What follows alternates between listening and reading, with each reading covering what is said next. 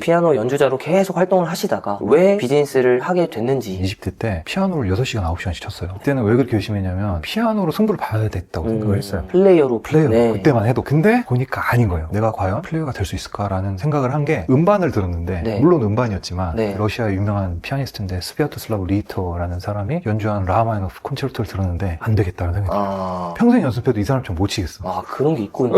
이 사람처럼 감동을 주는 게 아니라 그러면 의미가 있을까라는 생각을 20대 때 계속 했던 것 같아요. 어떻게 보면 빠르게 자기 객관화를 하신 거일 수도 있겠네요. 그렇죠. 가장 중요한 거는 연주자는 연주로 먹고 사는 거잖아요. 연주자들은 연주가 주어지면 빨리 해야 되는데 저는 늦게 시작했어요, 피아노. 그래서 정말 후천적인 노력은 많이 했으나 내가 여기서 성공은 못하겠다 판단을 한 거죠. 그러면은 클래식 하시는 분들의 현실이라고 해야 될까요? 예술을 영위하시는 분들의 현실은 어떤지 좀 궁금하거든요. 저희 때보다 더 힘들죠. 지금이 더. 왜 더 힘드냐면 너무 천재들이 많아요. 이제는 그냥 전 세계를 다 휘젓고 다니는 게 이제 우리나라 클래식 연주자들이다 보니까. 근데 인구가 줄어들고 있습니다, 지금. 네. 그러니까 더 힘든 거죠. 유학을 갔다 왔어요. 박사를 따왔어요. 그러면 또 그것도 경쟁이 너무 치열해서 심지어 요즘에 대학교 출강하는 것도 하늘에서 별따기입니다. 우리 예술가들은 레슨을 많이 해야 되는데 학생이 없는 거예요. 지금 완전 꽉 막혀 있습니다. 옛날에는 그래도 유학을 가거나 좋은 대학교를 나오면 애들이 넘쳤어요. 그런 시기가 있었어. 근데 지금은 박사를 따고 와도 쉽지가 않아요. 가장 대표적인 예가 예술고등학교가 지역은 없어지고 있고 음대도 지금 거의 많이 없어지고 있거든요. 지방, 아랫지방일수록. 그게 현실이고 그래서 이제는 예술가들이 창업에 대한 관심을 가져야 된다. 기존의 트랙에서 들어가서 일자리를 얻는 거는 거의 불가능하다 이제. 다른 서브젝트를 가지라는 게 아니고 예술 안에서 뭔가 자기가 삶을 영위할 수 있는 영리적인 활동은 반드시 담보를 해야지 거꾸로 자기가 원하는 예술 활동을 할 수가 있으니까. 제가 생각할 때 가장 문제는 예술 활동을 경제 활동으로 보면 안 돼요. 저는 어떻게 생각하냐면 예술 활동을 자기 연구 활동으로 규정하라고 그래요. 저는 자기가 원하는 거 what I want. 근데 대중들은 what you need잖아요. 생각을 완전히 다르게 해야 되거든요. 저는 그렇게 생각해요. 돈을 여기서 벌고 내가 창작에 쓰는 거야. 저는 그게 현명한 생각이라고 생각하는 거예요. 왜냐면 맨날 요거 하느라고 돈을 다 써. 창작하느라. 그리고 이게 또 티켓이 안 나가. 계속 악순환이에요. 제가 보면 유학 갔다 오잖아요. 그러면 연주가 없어져요. 첫 해는 무조건 해. 귀국독주의를. 자꾸 시간이 지나면 그 지속성이 왜 떨어지냐. 돈이 없어져서 그래요. 그렇게 천재들이 많은데 그만큼 두각이 나타나는 게 아니거든요. 지속만 할 수 있다고 그러면 그 사람들이 정말 대가가 될 수가 있는데 경제적인 이유에서 지속이 안 되는 거예요. 저는 공감하는 게 예술 활동의 영역과 일을 하는 영역을 나눌 필요가 있다라고 생각을 하거든요. 예술 활동이 경제 활동이 되어버리면 모순적인 상황이 많이 생기는 것 같아요. 예술을 하는데 왜 나는 이렇게 힘들지? 결국에는 어쨌든 그 활동이 돈을 벌 수 있는 활동이랑 좀 다르잖아요. 어떻게 보면. 근데 항상 저는 늘 거기서 고민을 해왔었거든요. 대표님 말씀하신 게 확실히 공감이 됩니다. 저는 대표님 약간 다르게 봐요. 저하고는 틀리다고 봐요. 대표님은 이 분야에서 아웃스탠딩한 사람이에요. 저하고는 좀 프레임이 틀린 것 같아요. 이걸 그냥 지속하시되 나중에 이걸로 돈을 많이 버시겠죠. 근데 그 구간에 들어가기 위한 시간들을 잘 지탱을 하는 그런 노하우가 필요하다. 멘탈과 맷집을 좀 관리를 많이 맞으시면서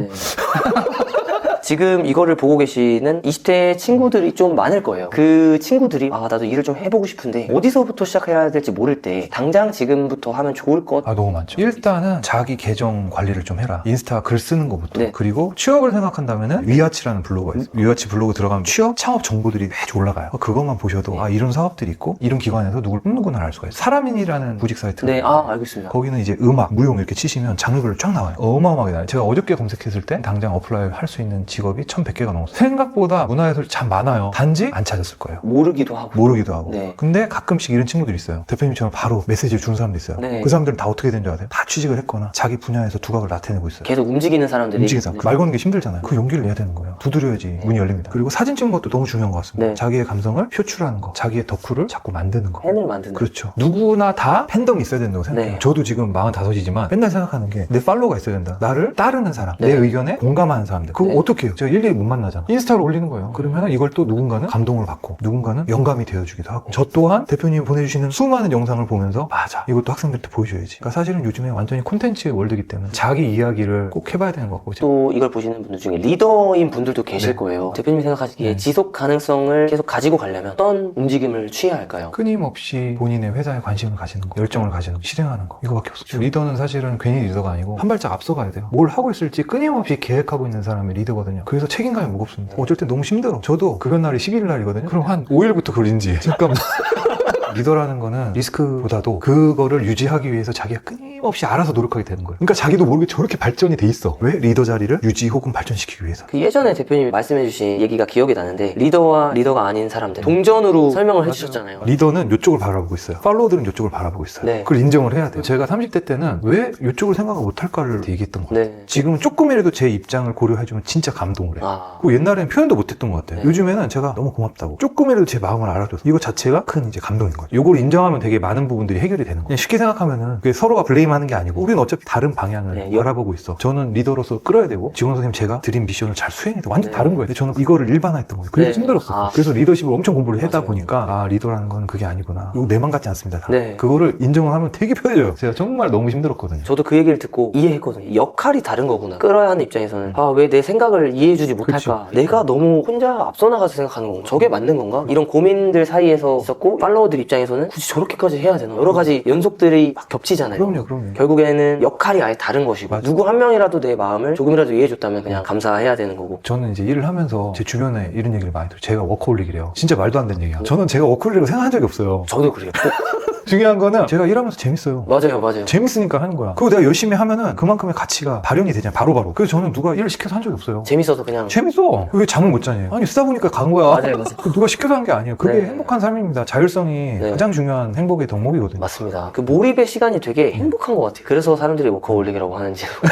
책 집필을 하셨잖아요. 설명해 주실 수 있으신지. 제가 피아노과 나와서 취업하고 창업을 하고 싶은데 책이 없어. 가이드 책이. 근데 제가 우연히 이제 2016년도에 모건대학교에서 학교 생활을 했는데 학생들이 맨날 하는 얘기가 선생님 이거 이렇게 얘기를 많이 하시는데 책을 좀 써달라는 거야. 근데 제가 너무 바빴어요. 그러다가 20년도에 코로나가 왔죠. 모든 행사가 취소가 되면서 자연스럽게 시간이 나잖아요. 아 이때다. 책을 써야 되겠다. 코로나가 아마 2월 달쯤에 왔을 텐데 5월 달에 제 책이 나왔거든요. 정말 올인해가지고 3개월 만에 쓰신 거예요? 3개월. 왜냐면 강의 자료는 2016년부터 너무 많으니까 그걸 그냥 이제 그리고 행사가 연기였으니까 정말 책만 썼어요. 그래서 나오게 된 책이 음대생 진로 전략서입니다. 그 전에 너무 정리하셨던 거나 이런 네. 것들이 많으셨다 보니까 데이터로 삼아서 작성을 하신 거잖아요. 그렇죠. 완전히 쏟아낸 거죠. 그걸 통해서 또 많은 사람들을 만나게 됐어요. 메일도 많이 받고 음대생들한테 자기가 너무 공감하다. 책을 통해서 내 생각을 나누니까 많은 또 인사이트를 줄 수 있구나. 네. 제일 재밌었던 거는 전혀 제가 기대한 부분이 아닌데 감동하신 분들이 있어. 아. 그냥 별 생각 없이 썼는데 굉장히 감동스럽다. 네. 근데 제가 이제 그때도 내 의도하고는 상관없이 사람들은 반응하는구나. 그걸 알았어요. 저는 만일 이런 거를 생각했다 그러면 독자들은 이런 거에 감동을 받을 수 있구나. 정말 다양한 경험을 책을 통해서 한 것 같아요. 최근에 저는 실용무용하는 친구들한테 그런 얘기를 듣고 있어요. 이제 아. 어떻게 하면은 일을 할 수 있을지. 대표님도 글쓰기에 관심을 가지시고 지금 이렇게 가지고 계신 경험들을 결국에 후배들, 제자들한테 나누는 게 그거야말로 선배가 해야 되는 중요한 역할이 아닌가 그런 생각을 합니다. 저는. 지금 현재 있는 곳이 저희 성험아트 센터잖아요. 네네. 여기서 현재 어떤 일을 하고 계신지 간단하게 소개 좀 해주실 수 있으실까요? 2월 1일자로 관장으로 취임을 했고 여기서 제가 이제 맡은 거는 기획공약 그리고 다양한 사회공, 세계적인 아티스트들의 공연을 통해서 그냥 그걸로 끝내는 게 아니고 수익금의 일부를 저희가 장애인 음악가 수성을 위해서 또 활용을 하고 있어요. 그래서 앞으로 이런 기획 공연들, 다양한 아티스트들 그리고 저희가 기획 시리즈 중에 어메이징 그레이스 시리즈가 있어요. 이건 장애인 음악가들 무대에 세우는 역할을 어메이징 그레이스 콘서트를 통해서 진행할 예정이고요. 또 고민이 많으신 분들을 위해서 취창업 프로그램을 제가 무상으로 진행을 하려고 해요. 여기 공간도 네. 보시고 좋은 시간이 됐으면 좋겠습니다. 어떻게 보면 성험아트 센터에서 청년들을 위한 또 기회도 이렇게 마련해 주시는 거고. 그럼요. 비단 청년뿐만이 아니고 요즘에 40, 50대 분들 너무 문의가 많아요. 그래서